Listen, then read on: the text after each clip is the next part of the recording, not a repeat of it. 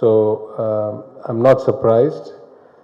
And I want to use that as the jumping off point to say that Tamil Nadu and the Dravidian culture and the Dravidian politics, which குறைந்த விலை நிறைந்த தரம் தங்கள் தேவைகள் அனைத்தும் ஒரே இடத்தில் Jayachandran textiles our very witty and dangerous hostess here has alluded to.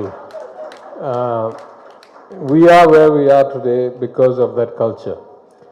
And I'll briefly start by saying that if Tamil Nadu is relatively successful today, of the large, well-to-do states, we are unique in progress across both economics, human development, relative social equity.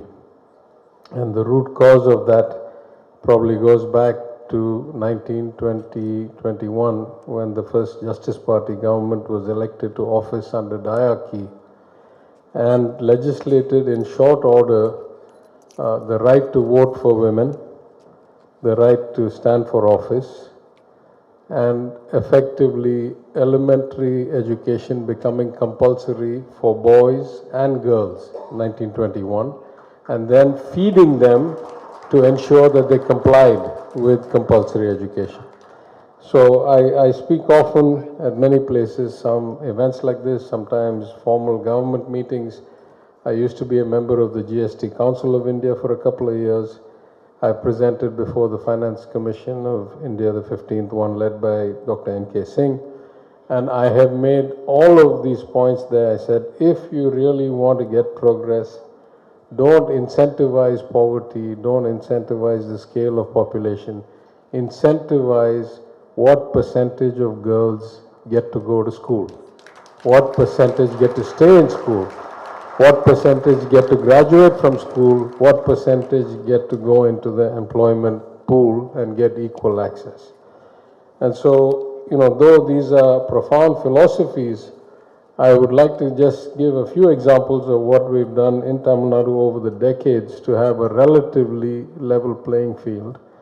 And this goes back to the early days when there was a question of female infanticide and the notion of the cost of women or girl children. And one of the ways that we broke that was to say that marriages no longer needed to be expensive affairs. So Tamil Nadu legislated the Self-Respect Marriage Act, which said that you could just get together in front of elders and the community could declare the marriage done and the government would register it, and you wouldn't have to go through all these expenses, which was one of the big reasons people were worried about having, girl children. Of course, we've had reservation in jobs, reservation in education. After our government came to office, I was the Minister for Finance and Human Resources of the government. We legislated the reservation in government jobs to go up to 40% from 30%, which means that effectively, in many of these cases, the actual female enrollment was more than 50%, because while 40% was reserved, the remaining 60% was open based on merit. So actually women scored, significantly in that percentage as well. My Chief Minister made several campaign promises on behalf of the party during our election campaign related to women, and I just will list a few of the things that we have implemented. We extended the maternity leave period for women in government jobs to 1 full year. We provided free bus transportation for women so that they could have the independence to go and work without requiring transport from anybody or worrying about the cost of bus service. We rephrased the original incentive program for education, which was getting gold and money for getting married. And we reframed that and we said, we'll actually give you a continuous scholarship for as many years as you stay in Polytechnic or ITI or college. Because, and I said this on the floor of the assembly when I was finance minister, I said, one point, getting married used to be the highest aspiration. Now it should be economic independence based on your own education and your own skills and your own job. So we rephrased that program or reframed it. starting last year at a pilot level and this year full time, all elementary school children in Tamil Nadu at government schools get free breakfast, frees up the women to be able to go and do their work without having to worry about cooking at 5 a.m. and 6 a.m. And finally, in the last month, our Chief Minister has fulfilled the campaign promise to deliver 1,000 rupees a month to women, head of households, as a supplemental income to the bottom of the pyramid. So these actions, I think, match the philosophy that we have had for more than 100 years from the 1921 legislation. And the consequence of that, I'd like to say, we see in the results. Roughly 90% of girls at 18 graduate high school in Tamil Nadu. That is not true of all states. It's not even true of all rich states. Even relatively rich states like Gujarat, that number is closer to 50%. 42% of women employed in manufacturing, and this is probably the best statistic I'll give you today. 42% of all women employed in manufacturing in India work here in Tamil Nadu alone. We are 6% of the population and we have that many high-paid manufacturing jobs in Tamil Nadu. So these, I think, are a good complement to what you have all been talking about, what I remember from my years in the corporate world about the value of diversity, of inclusion, of how important it is to match the makeup of your team to the makeup of the society you aim to serve as a bank, as a FMCG company, as any other big corporate.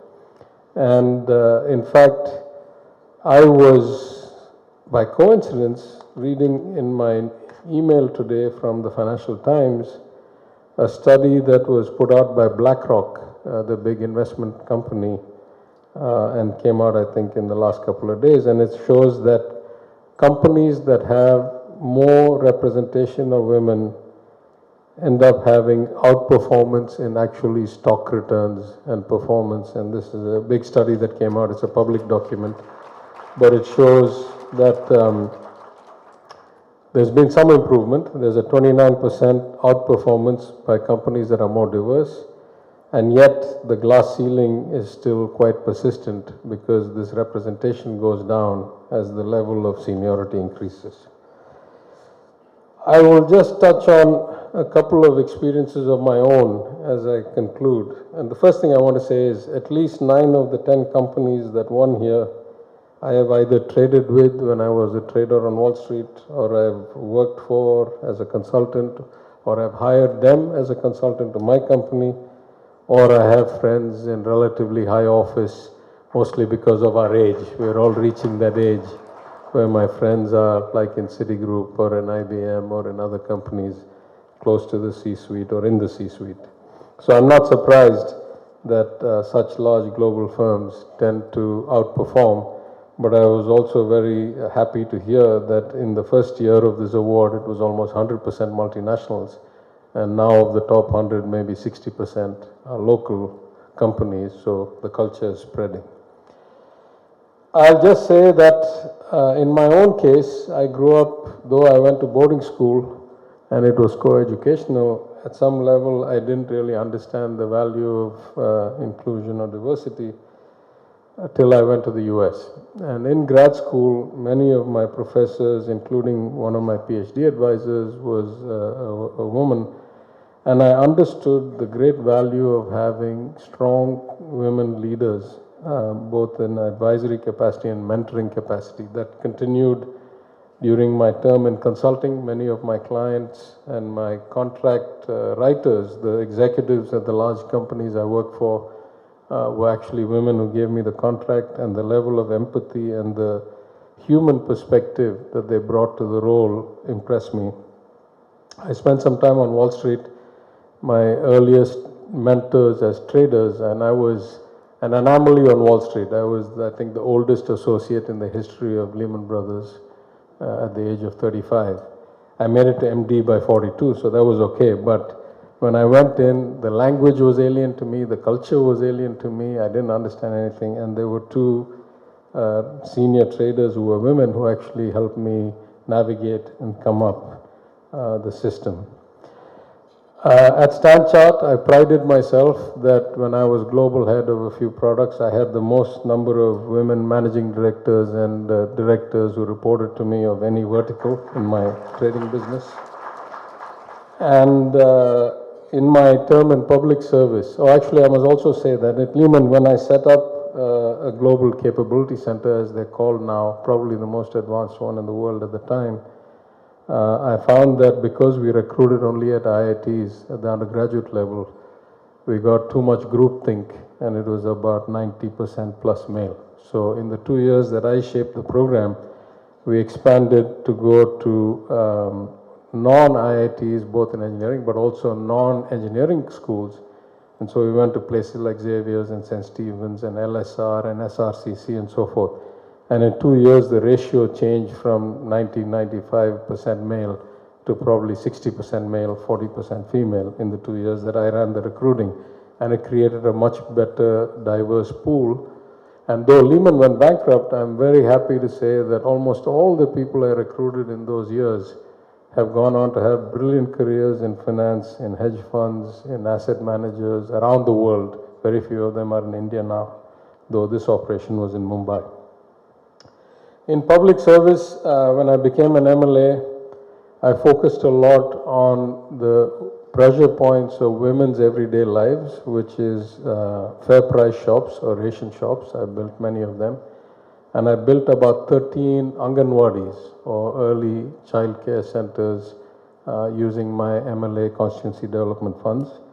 I've continued to focus on those areas as a minister, and most importantly, I would say the big initiative I've taken in my 2.5 years as minister is to create self-help groups in tailoring, in computer training, in nursing, in product making, and we get them orders, we get them loans, and we get them customers, and we make sure that they are a viable business and they can stand on their own.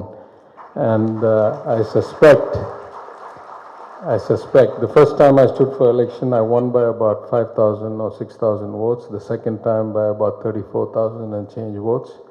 If I run again, I suspect that number will be more than 50% because I have focused on these self-help groups and empowered these women.